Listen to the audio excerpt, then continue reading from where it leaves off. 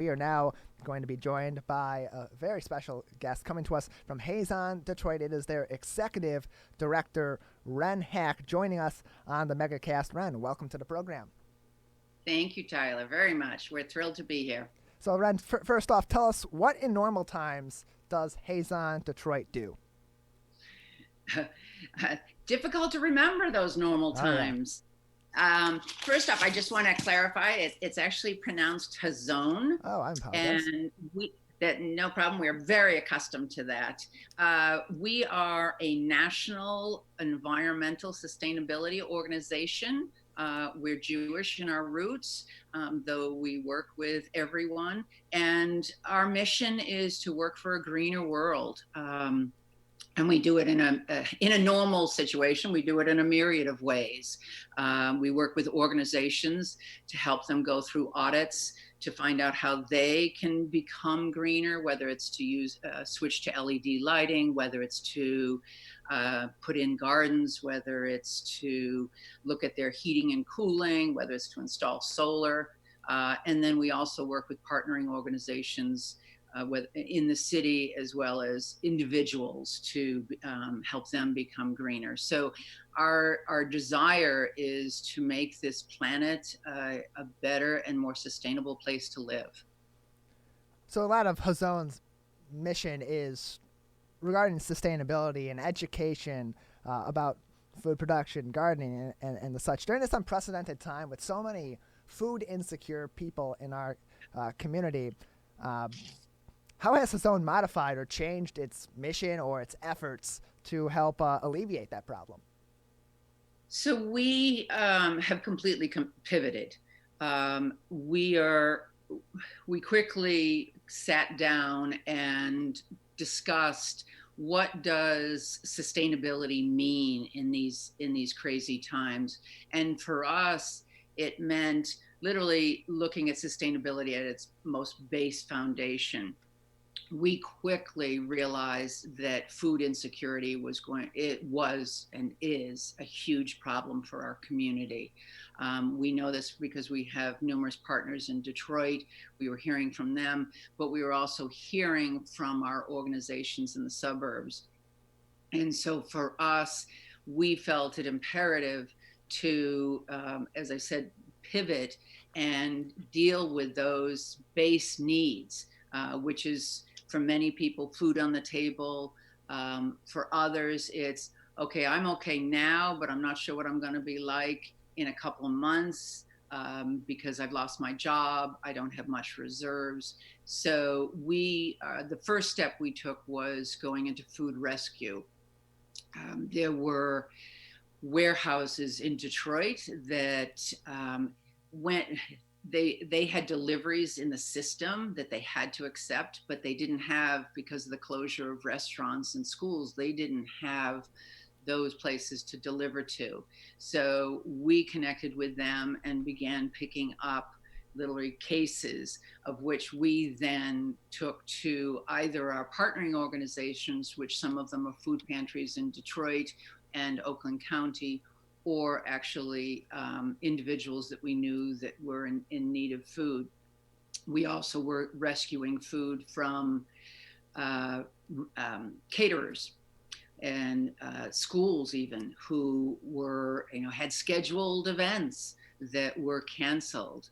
And that was amazing, because we were actually able to pick up prepared foods that we were then able to connect with others in the community. So that was our first response. And then it was realizing that obviously the warehouses weren't going to continue receiving deliveries, the schools, the caterers weren't going to continue to have food. It was what can we do to support the food scarcity, whether it's in the food pantries or whether it's in people's pocketbooks. And we chose to go to, in a sense, our roots, where gardening is such a big part of the work we do. And we decided that we were going to assist people in gardenings in their home. We knew this was something people could do. Most people were stuck at home and had a little bit more availability of time.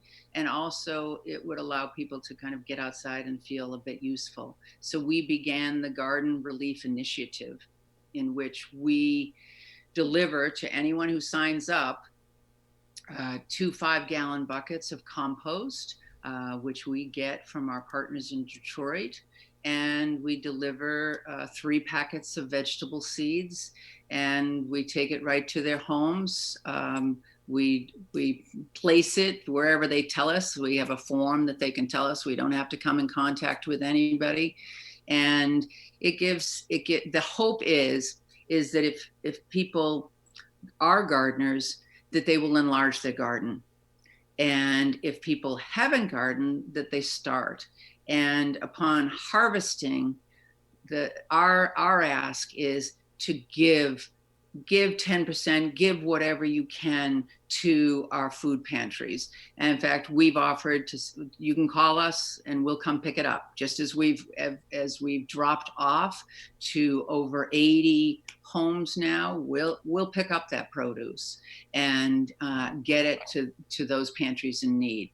That's fantastic. And I just have to ask, because of the situation that we're in, you're providing these materials to these people that are interested in helping out Hazon, or interested in increasing their garden and helping the community out. How is Hazon ensuring that these materials that they're providing are safe? What are the precautions that your organization's taking? So much of my team is in isolation. So there's very few of us who are actually going out. I can tell you I've gone through boxes of gloves, because every single delivery I put on a new pair of gloves. I wear a mask. If anyone is with me, they too put on gloves. The seeds, packets of seeds, are put into a plastic bag. We do not hand the seeds to anybody. We actually literally, we take the buckets. We don't leave the buckets. One, they're expensive, but 2, we also don't want to have them handle something we've handled. So we dump the compost, and then we put the plastic bag of seeds into the compost. And then when people are ready, they come and get it. But obviously in these times, safety is huge. My safety is big. I need to stay healthy to be able to continue doing this, and the safety of those that we're providing the compost to. The compost is not handled by hand. It is literally picked up when we go to Detroit. It is with a front end loader dumped into the back of my truck, of which then shovels that are handled with rubber gloves or plastic gloves are shoveled into the buckets, and the buckets then are dumped. So we have been doing this for about a month now, and obviously it's imperative that we're able to continue doing it. So health safety is paramount. Wren Hack, Executive Director of Hazon Detroit, on with us on the MegaCast 89.3 Lakes FM, WBFH 88.1 The Biff, WAHS 89.5 Avondale Community Radio, as well as with us on Civic Center TV. So, Wren, I have your a little bit of a mission statement here, a part of the mission statement from Hazon in front of me. It says that the Hazon experience is in part to inspire individuals and communities to make specific commitments to change, with a particular focus on food systems. So during this historic time, and with everything that's going on and every scary part of this situation, how do you help to utilize the messages and the stories of people in these situations to help continue to foster that message and to grow Hazon and inspire more people, or continue to inspire people that are already involved to continue on with the organization's efforts? Storytelling is huge during this time. I think especially with people being stuck in their homes and only watching, let's say, news or listening to their friends. A lot of people don't know what the full picture is, or even what some of the picture is. And one of the opportunities, sadly for us, is in getting around, and we've been to 27 different cities in our deliveries, is to see the need. We're dropping off at homes that you would assume people would be able to have, let's say, what they call a COVID-19 garden, where they can grow completely for others, and what we call neighbors helping neighbors. But I have to say, in so many of the homes that we're delivering, we're being told in responses following our deliveries that they need that food for themselves. And it's really so important that people know that the need has increased greatly, and it increased immediately. When we were in the first week, when we were going to the warehouses in Detroit to pick up, the cases of food that was available, we were meeting individuals that had lost their job just the week before, and they were already having to seek out food. And the reason being is that they didn't have reserves. They don't have reserves. When we make our deliveries in Detroit, and it's as I mentioned, we not only do the Relief Garden Initiative, but we also do Food for Rescue. So we're kind of moving extra food from one pantry to another, or we're picking up from farmers greens and able to deliver. And what we're hearing are people, especially in Detroit, no electricity, no running water, and they're looking for meals. And that's not by the 10s or 20s. It's sadly by the hundreds. And it's also in our own communities. I think that's something we tend to think in the suburbs, that, the issue isn't so bad in the suburbs. I know you have Leah from Yad Ezra who will follow me, and she'll be able to tell you how the need has grown in our own community. We've done an immense amount of deliveries in West Bloomfield, Oak Park, Southfield, Commerce, all of our communities around us. And fortunately, to some, there's, as I mentioned before, they're able to grow extra. Unfortunately, for others, they are growing for themselves, and they need that food very quickly. So some of what we've been delivering right now in terms of the seeds are things that can grow quickly and in the cool weather. They're cool weather seeds: peas, lettuce, kale. But we're also reaching out to them and letting them know of the pantries that are nearby that they can get to. So it is an unprecedented situation. It's a very sad and an emotional situation, but thankfully there are many organizations that are trying to respond. And what we are asking, and not only Hazon, but Yad Ezra Hospitality House, which is one of the pantries in Oakland County, are asking for people to do what they can, provide, either offer donations, offer food. We do a lot of pickups when we get calls from people who have unopened packages of food. We'll pick it up, leave it on their front door, your stoop, and we'll pick it up and get it to where it needs to go. Wren Hack, Executive Director of Hazon Detroit. It's huge. What you're doing, what your organization is doing, is absolutely huge. And as someone that's on that front line, that sees both the people that are involved in helping Hazon with their mission and those that you're helping as well, seeing both of those people's stories. If one new family that may be listening today, or one new person that says, I want to get involved, I want to start gardening and helping this organization out, from your perspective, knowing how this impacts people in the community, how much does one family, one extra garden, one extra batch of food that's being produced and donated help the community through this tough time?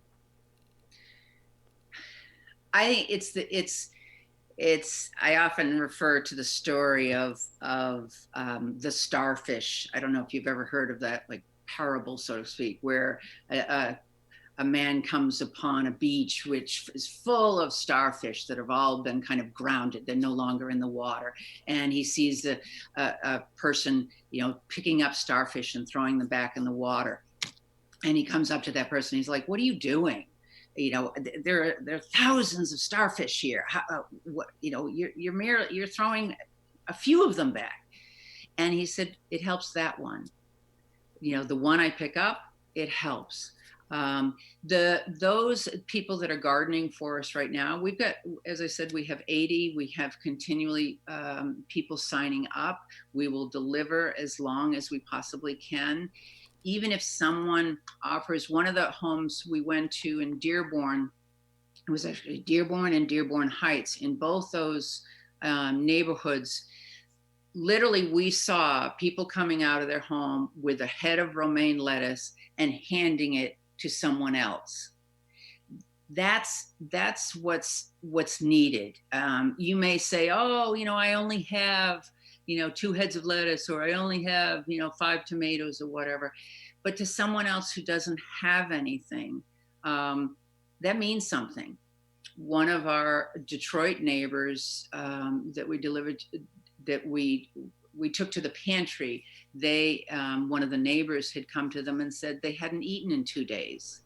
So when you think of, like, "Oh, all right, I've only got a bushel of beans, or a half a bushel, a quarter bushel, whatever," to that person who's not eating, it means a lot. So every individual has an opportunity to make a change for the better. This is truly a situation of neighbors helping neighbors. And all Hazon is doing is simply connecting and, moving. We're just moving pieces. So for people that do want to get involved, how can they get in contact with you? How can they get in contact with the organization? What do they need to do to get started? So they can check out our Facebook page. It's just go to Hazon Detroit. And they can also, you'll see kind of, pictures and stories of the work that we're doing. But you can also email me. And my email address is Wren, WREN .hack, HACK, @Hazon, HAZON.org. And we are thrilled to hear from anyone who is wishing to help. And if we can't utilize you, we can connect you with those who can. Well, thank you very much, Wren Hack, Executive Director of Hazon Detroit, for joining us today. Is there anything else before I let you go that you'd like to say? I think one I wanted to say to you, Tyler, is in listening to the amazing lineup of speakers, I applaud you. I applaud your station for putting out so much information, so much needed information. I think that's something that's so important right now. And the other is just, while we're in the midst of this, and even please know that following the lifting of quarantine, the need is not going to go away.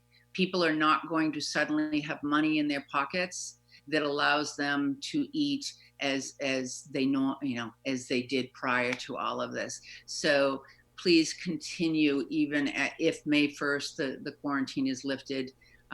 Please do what you can, and please think of your neighbors at this point, and think of how you can help. Thank you. I appreciate your good words about us, and I appreciate everything that you're doing and your organization's doing in the community as well. Wren Hack, Executive Director of Hazon Detroit, with us on the MegaCast.